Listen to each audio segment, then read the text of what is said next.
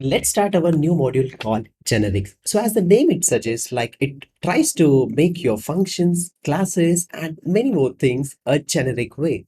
So it makes your function and the class and other things generic with respect to the data types. Let's consider one of the example for the display function. So we'll talk with respect to the function here, which accepts a parameter that can be a string, that can be a number, that can be a boolean of or any other primitive type.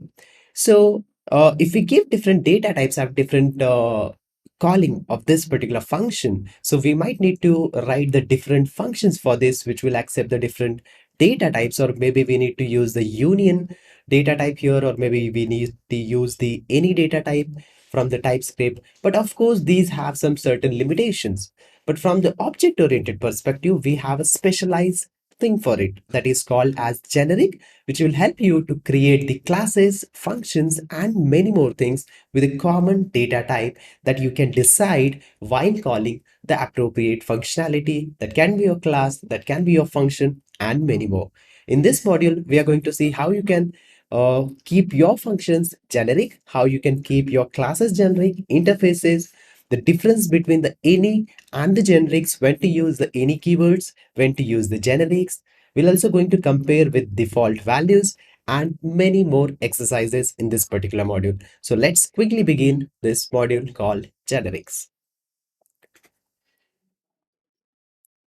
Let's try to understand the generics here with a quick generic function. So let's create a function here.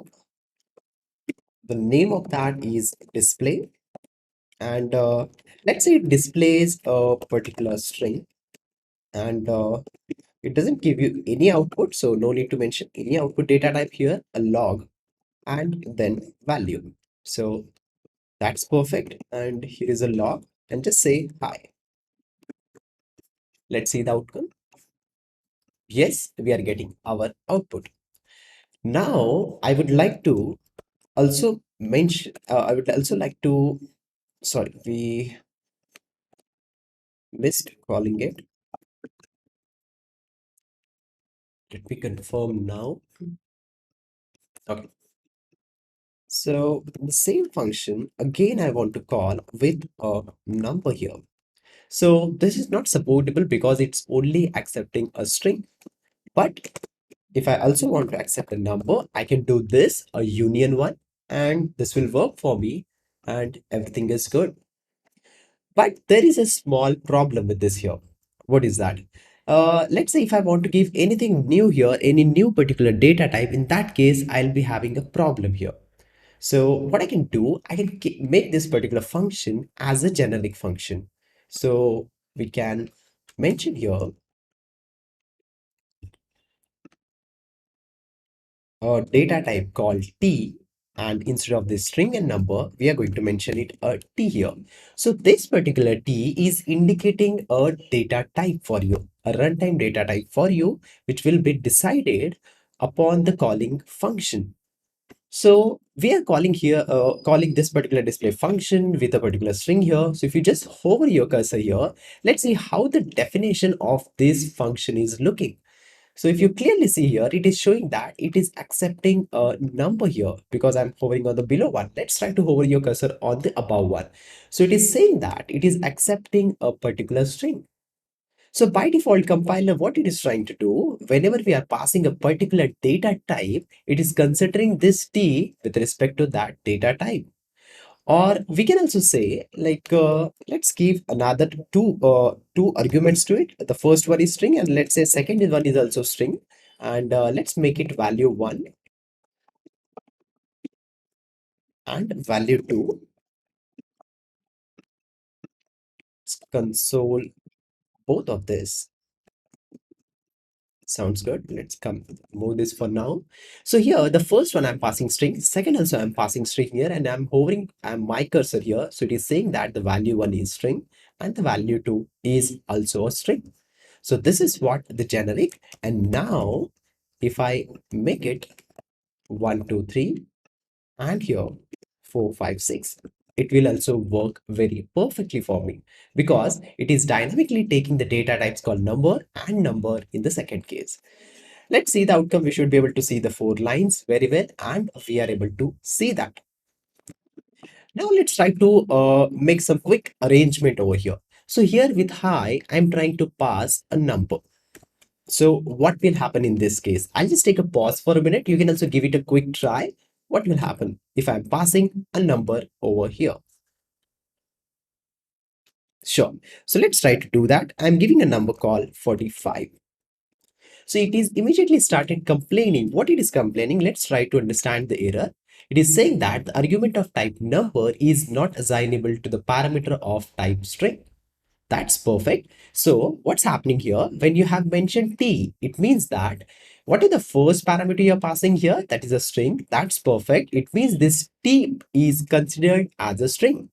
And you're using again the t here in the second one as well. So the compulsorily your second parameter should also be a string. That is what the compiler understanding. Let's try to understand from a compiler perspective. So compiler coming here and it is saying that, okay, you want to use any one data type. That's perfect. And you want to use the same data type for both of these parameter. Okay, that's look perfect. I'll do that. And when you're calling this and you're giving the first parameter hi, it's a string. Okay, so there the TypeScript compiler understood t means string. And when it is coming at this particular 45, there again it is identifying it as a number and trying to assign it over a value 2, which is a string here, which accepts a string here, but you're passing a number. So it is immediately starting complaining with a very clear message. It is expected a string here. Let's try to do it in a quick different way. And in this time, I'll pass a 45 here. So again, it's not complaining for me at 45 because in this case, again, if you understand, the first parameter is 45. It's a number. It is being assigned and given as a parameter for the value 1. So this t become the type became the number here. And the same number I am also want to use as a type here because both places we are using t here. So the second parameter must also be a number. But if you are passing a string, it will complain you immediately for that. So this is the way the TypeScript compiler behaving and understanding the things in background. So let's make it as it is like before. A quick clarification will do on the generic data types we are using. What should be the naming convention for that? So we have seen we are using a naming convention here called a capital T. We are just using a single letter, but it is compulsory to do this and always write a T or maybe something only a single letter or it should be a capital. No, you can do anything. You can write in a small letters as well. And you can also write with a like the multiple letters in that. It's not something like that you can only use one letter for that. So I can also change it to like this, a type. I just need to mention the same over here because we want to use this type here and it will work exactly in the similar way. Let's try to do it something other, like for example you can also make it ABC here and make it A and A. This will also work very correctly. There is no problem with that. Along with this, you can also mention any other data type of your choice. Let's say, for example, one, custom one, and the custom one. And even though if you are making it C small letter, there is no problem. But to maintain a common convention here, always all the libraries and everything, they use the generic with a just a single letter like this. And if you just need to use one generic data type in one particular function, maximum time it is used as a T with many libraries. And that's the reason we are following the same convention here. Otherwise, you can also follow any other convention, but it's better to follow the community guidelines on this. Giving multiple types here. So let's see how it works. So we have seen this particular display function is dynamically taking only one data type, that is a string. In this case we have given because we are just using a t here. So we can also use in some different way. We can also say like T and P. So there are two data types we are defining here. So the first one will be the T and second one will be the P here. So it is not something like that. The first one will be T and the second one will be the P. It is of course like high is going here, which is of type T, and the hello is also going to the value 2, which is also again type of T here. So whichever the first parameter is identified, that is considered as t here, and we are not using the p data type here. So what I can do here, I can also make it in this way. So T and P. So in this way, we are utilizing the both one here. And what problem will resolve with this? If I just make it mention a number here, it's acceptable, because if you now closely observe, just don't follow this syntax. This is just saying that in this display function, there are two generic types they are trying to use. One is T, second is P. That's it. So when you're passing a high, so this T is becoming a string. When you're passing 45, this P is becoming a number. That's it. After that, let's say again, I'm saying here a value of value 3, and I'm mentioning a t here. So what parameter I should pass here as a third parameter, so that it will be a successful a calling, either the number or a string? I'll just take a pause for a minute so that you can think on it. What should I pass here? A number or a string in this case? Yes, of course, a string. Because when we are saying that, when we are passing high here, so this t is considered as string. And again, you're using the t, it means you have to pass a string here. Yes. And if you pass a number here, it will give you an error. When it will be successful, when you will give a p here. And we have seen how the compiler understand this sequence and everything previously. Written type of a function with generics. So let's understand with an example here, and the example is not make will not make that much sense because this is a very rare functionality. I just want to show you how the return types we can make it generic dynamically when we are calling it. So it's a function, and simply the use of this function is to just take a parameter and again give it back. So a value, and I'm keeping it the normal, not generic initially, so that we can learn more simply. So the return type of this function is a number. So it is not doing anything, just taking a parameter as a number and again giving back a number, the same data type. And here, let me just create n1 here, and let's say assign, and I'm giving some value here. So it will just give me the value back in n1, which is my number data type here. Sounds good. And if I console here, everything should work perfectly as we have time. Yes. So my next case is I want to create a string here, S1, and this time I want to keep it as a string, and I want to assign a string here called.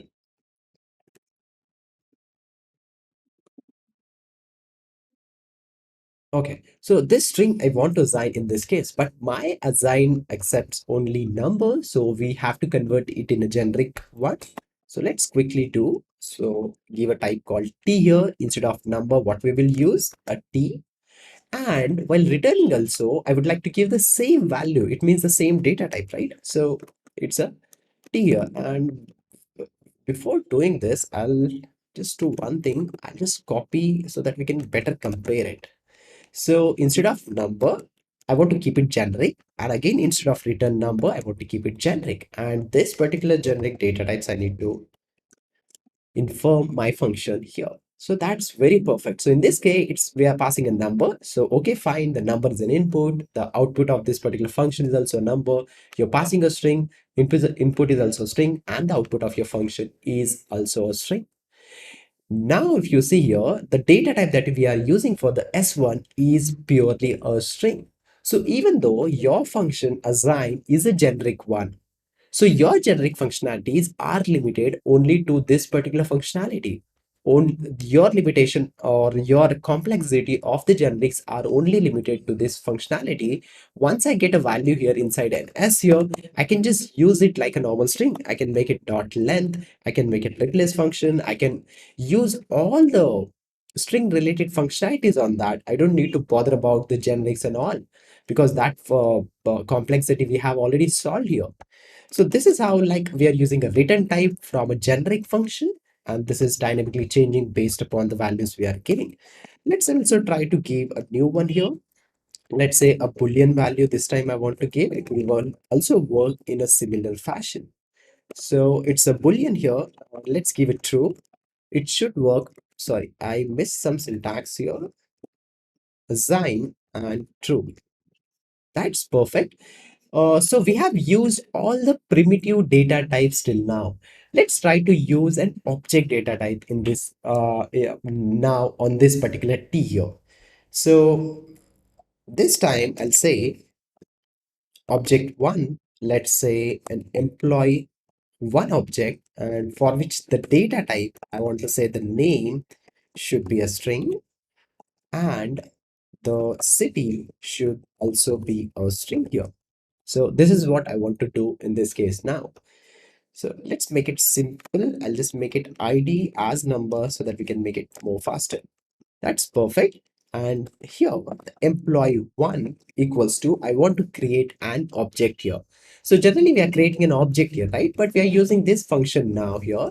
So let's call assign and keep the required object as a parameter. So what object I want to give name, I'll just keep the name here and the ID 101. That's perfect. So this particular assign function is not only capable of expecting or accepting a primitive data type, it is also expecting the object data type, the more complex scenarios. It might also accept a class, it might also accept interfaces. There are more scenarios that we'll see in the upcoming lectures. But I just want to introduce you this one here. It is accepting dynamically an object here, which is very helpful. And if you see very closely here, we can give any number of properties here as per our choice. And this will be very useful when you are calling the third-party REST APIs in your application, where the number of parameters, the number of properties in an object varies based upon different providers. So it will be very helpful in that case. So hope you understood how the generic works and also its return type works. In next lecture, we'll see what are there are some issues we might face with the return types of a generic one. Let's try an interesting scenario with the return types of the generics. So let me just remove these functionalities and create a new function here called concat. And in this particular concat, I would like to take a value 1 as a string, the value 2 as again a string, and the return type is also a string for this.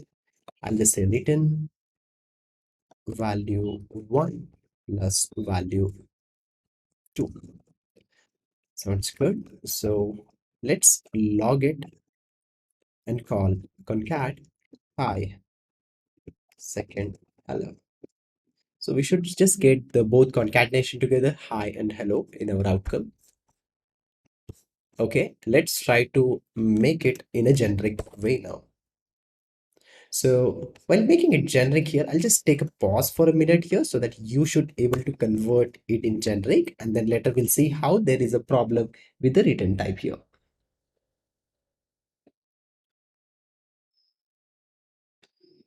Okay, so very first thing here, I can pass any different data type. So I first need a data type here that is called as T here. So I'll say it is not a string, it will be a T. It is not a string, it will be a T. And also my return type is a T here. But as soon as I'm doing that here, it is trying to show me some error here. What? The plus operation is not allowed at T and T. What could be the problem here? Let's try to understand. It's a string we are passing here, so the T is a string. So okay, fine. The T's become string, so of course the second will also be compulsory a string, and we are also passing a string here. That's perfect. And the return type is also a string, so we can concatenate the two strings very well that we know. So what could be the issue in this case? I'll take a pause. So think on it. We have seen the scenarios earlier, I guess. So you should be able to get the answer for this.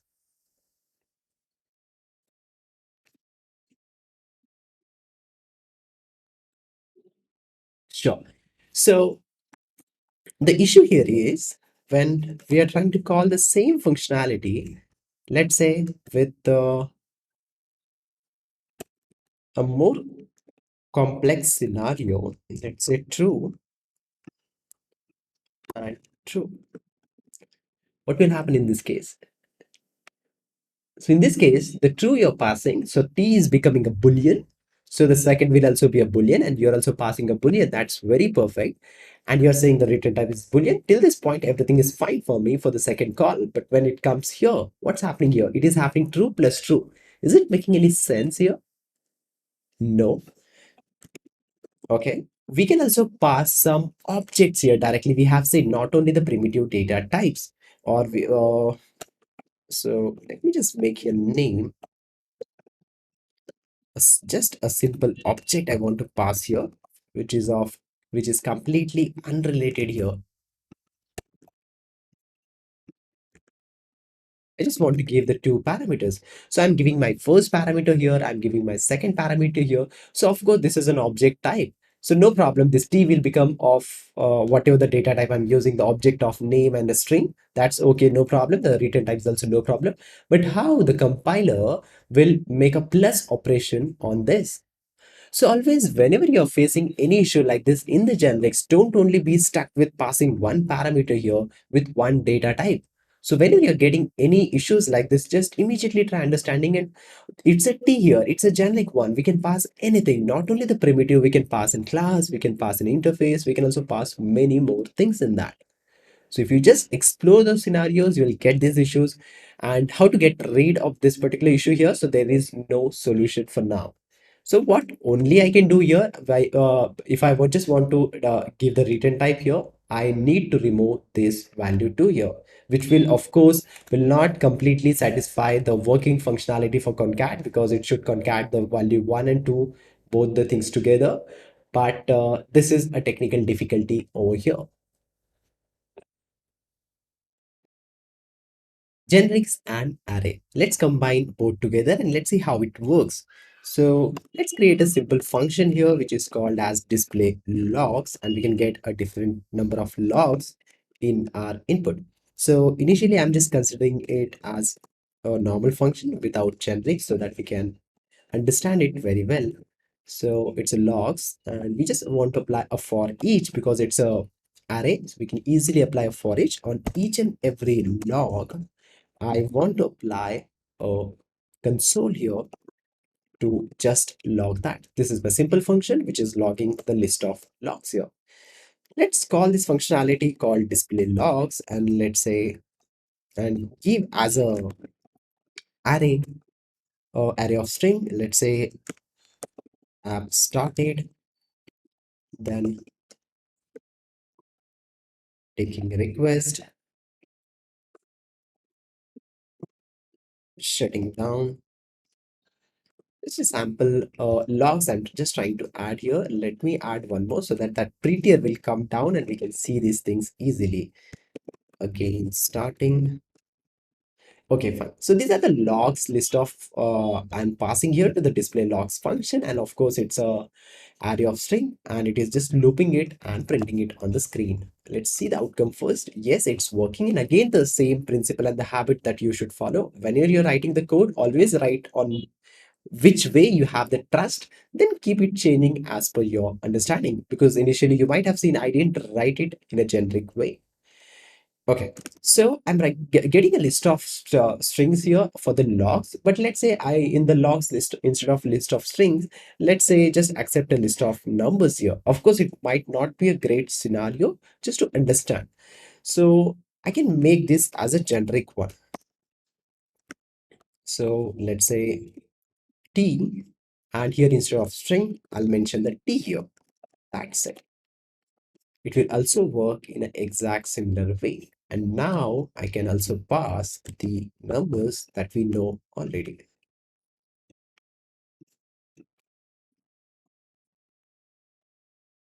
Let's apply the breed here.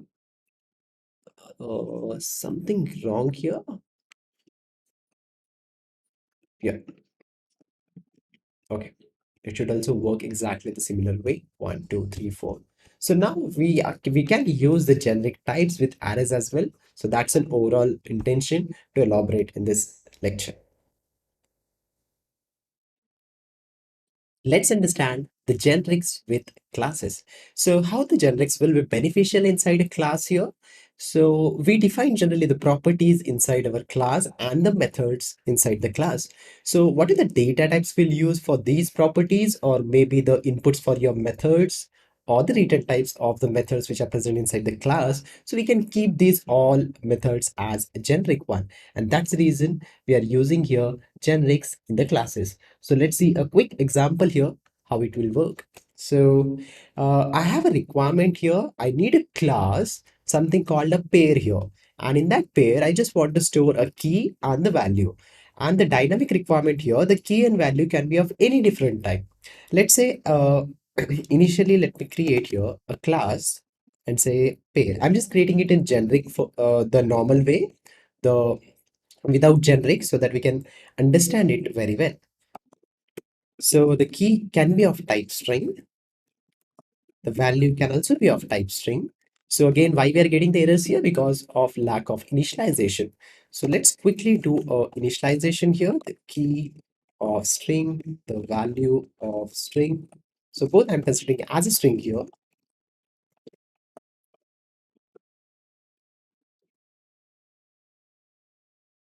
That's perfect. And here I also want to get the key and get the value. And let me just keep it private here. That not needed, but just to make it more safe so that values won't change later. Get key. The return type of my get key will be string, because of course my key is of string type. I'll say return key here. Sounds good. Get value. Again, the return type will be string. And I want to return here the value. So we are ready with a class called pair here, which is helping us to hold key and value in that as a properties, and it also providing us two methods to get to know what's a key and what's a value over here. So let's quickly create an object out of it. Let pair one and new pair. So let's say we are trying to create this P1 pair to just store the value, like key and value pair, something like that. Let's say name is a key, and what's the name? So this is the name. After that, again, I want to create one more, that is P2. So what's the ID? An ID here, generally this ID should be mentioned with number, right? So I want to mention it as a number, and here the trouble is coming. So it's saying that it's not allowed because the value should be of string, and the complete value or data property is defined with the data type of string inside the whole working of this class. So we need the dynamic types here. That could be even for the key or maybe the value. We'll just look for the value here. The value can be string, the value can be uh, the number. Again, one more pair I would like to create, like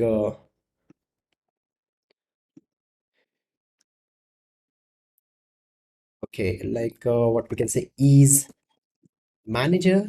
So we can also say true and false. So different type of data we are giving here, but our class is not supportable because these data types are fixed here for the value it's a string.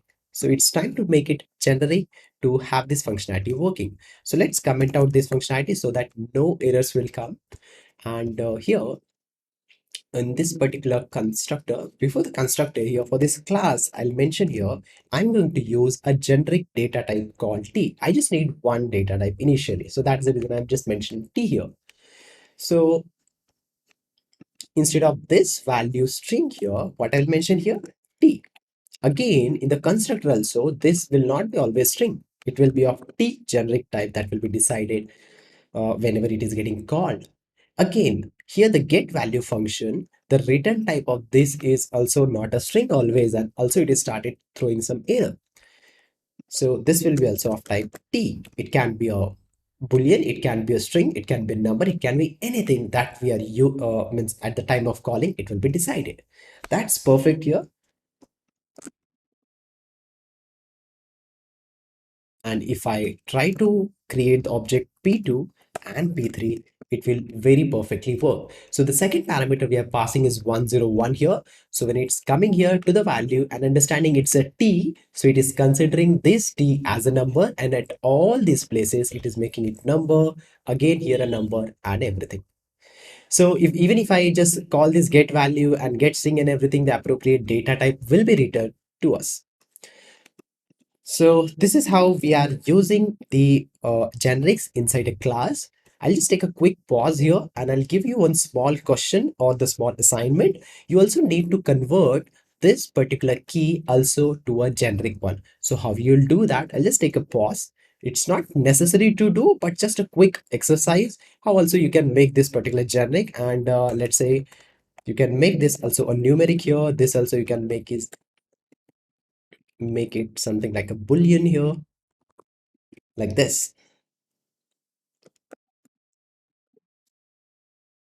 Okay, fine. So what we can do, we can just make it a comma t. So I'm just using two here, a and t. So instead of this string, I'll just mention a here, again a here also a, and it is going to work. So now, even though I am trying to use any other things here, like say true and false, it will perfectly work for me because both are completely dynamic now. But of course, it's not necessary. I'll keep leave this example with only one generic data type we are using here, that is only t, because that will make sense in this particular pair class. Let us take a quick example with interfaces and generics. So the same pair class we'll try to convert to an interface here, and interface pair. So we need a key of string and a value of string here.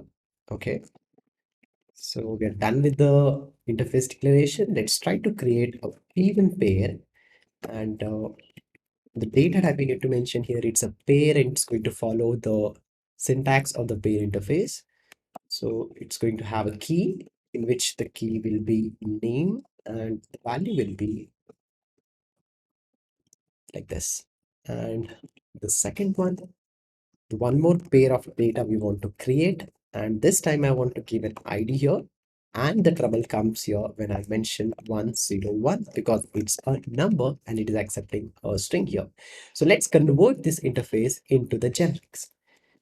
So I'll mention here I need to use one generic data type called t here, and instead of string I'm going to use t, and here we go. So as soon as I'm doing this, I'm getting some errors at this particular place called line number 8 and 13. So I'll just take a pause. You can just hover your cursor on that. You can also write this code and try to understand what's an error and try to troubleshoot that. Perfect. So let's hover your cursor here and see what it's saying. Generic type pair t requires one type argument. So when we are mentioning your p1 object is going to follow the syntax given in the interface called pair. So you must specify what is this data type that you're trying to use here. So I'll mention here, I need a string here because the value that I'm passing into the string. So I'll mention it as a string. And here I'll mention it as a number because in this case, I'll need a number here that should be treated for this t. You might have observed a little bit difference. Mentioning this was not necessary with your class previously when we have done. So of course for class also this will be done internally by the TypeScript. So what we have written over there, let's see the class. Right now it will give you a couple of errors because I don't have the pair class, but I want to show you that syntax. Give me a second. Okay, of course, it will give me error here. So please ignore this because we don't have the pair class right now present with us. So this is my, sorry, this is my value and this is my key. And in similar way, we need one more. That's an ID and here 101. So here we are dynamically using two data types as a generic one here in the previous example. This is for string, this is for number, but we haven't passed here that particular data type. So what the TypeScript was doing in background automatically when the compilation is happening, so it is adding that here like this automatically. It's a string needed here and it's a number needed in the generic data type that we are using, and the same is mentioning here. So in types with interfaces, it's a compulsory, like TypeScript won't add that, but with classes it will add that. So let me just comment these two because there should not be any confusion. And here is an example for interface with generics. Let's understand one interesting comparison here between the generics and the any keyword here. So what are the difficulties will come when we are using the any, and how it is beneficial, the generic with respect to the any keyword? Because of course the generic will have the more possibilities and we can have more advantages because it's from an object oriented perspective background. So let's try to create a quick example, both combined together, and try to figure out at what point we might face an issue. And one quick note here, the example might not sound well that much correct here, but to create the scenario to differentiate the generics and the any keyword, I'm just trying to write a sample example here. So I'm trying to create a function here with the name assign, and I just simply want to take a value, and that is of string. The return type is also a string, and it's simply returning a value here. Okay. And if I just create a normal s1 equals to, and I say assign, and if I just give some parameter here, it will work in this way. So that's it. So now I want to convert this particular function as a generic function, and let's try how we can give more inputs to that. So assign with generic, the name also I'm giving with like that because we are going to have one more function which is non-generic coming up. So when it's a generic, we also need to mention a generic data type here that we have seen already. So the value is of type T instead of string, as well as the return type is also of type T here. Okay, good. And now here, instead of directly doing this function calling and everything, I just want to create two input first of all here. Let's say numeric string here, which is of type string, and I'm mentioning number 10 here. And one more input I would like to keep it ready here. That is a list of names, and it's a string of array.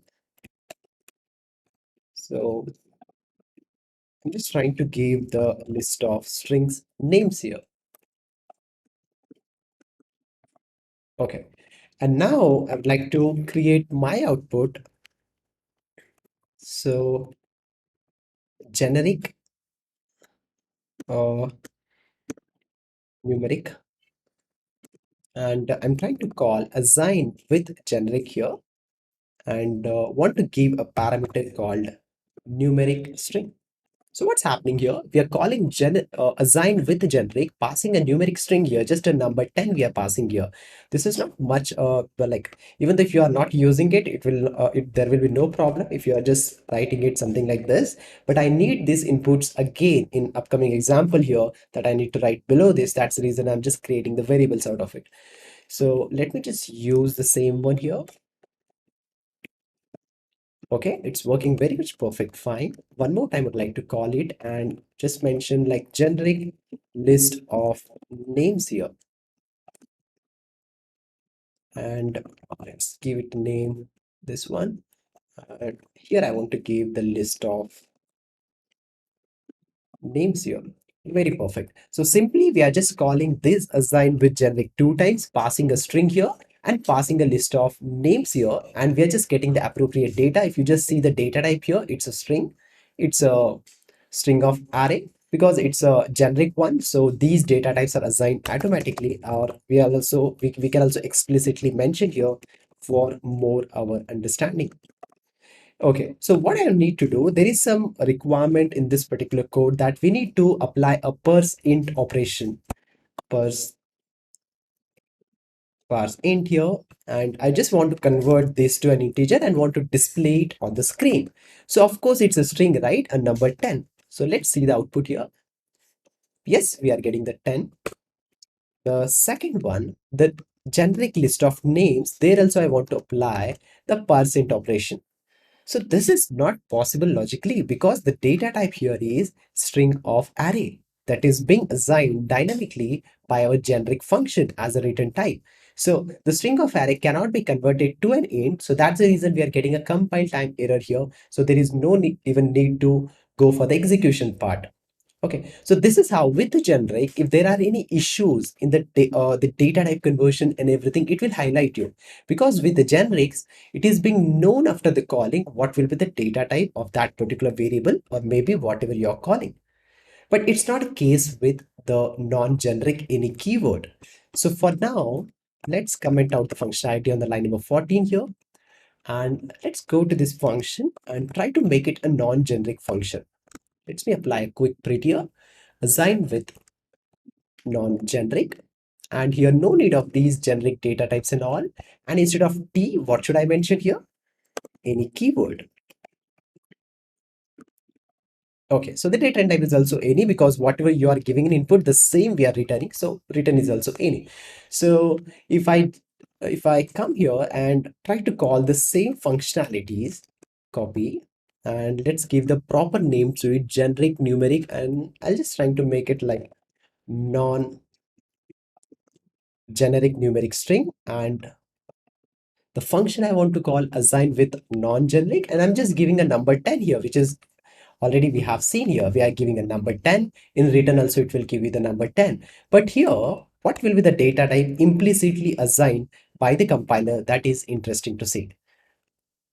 So let's hover your cursor here. If you very clearly see here, it is giving you the implicit data type that is being returned by the assign with non-generic is any here. It's not a string. Even though you're passing a string here and again returning back a string here, it will not give you a string data type. It is giving you the any because that is what the any keyword is saying here. That's a generic one. Not so generic one in terms of in terms of the data types I'm saying. Okay, so let's call again for assign with non-generic, and this time give the list of names here. Okay, and let's also not explicitly mention the data type here. Non-generic list of names. Again, observe here, it is again giving you the names. In the previous case, it was very well clear that it was giving you the string of array. So the data type was known to you what exactly your generic function is returning. But here it is not known, it's always saying any. So what will be the complications with this? So if I just console here and write the parse int operation, and I want to just convert this particular non-numeric string, which is generated by non-generic function here, and let's see the output. It will perfectly work because it's a number here, it's a string number here. But if I try with non-generic list of names here, it will not give you any compile time error. That's very important to understand here. And here is what the mistakes we can do and the developers can do and the program can crash at the runtime. And if I see my output, I'll just get NaN, not a number in JavaScript. So these are the very critical and the complex issues that might not be identified initially at the beginner level, but when you keep writing the code, that time you might experience these issues. And that's the reason always it is preferred to use the generics over the any keyword or maybe the unknown or more kind of thing. So in TypeScript, just remember one thing, always try to use the strict data type where any variable, any function you're using, the return type of that, the arguments of that, try maximum that the data type should be compulsory known. It should not be any there. So here is a difference we have seen with the generics and the any.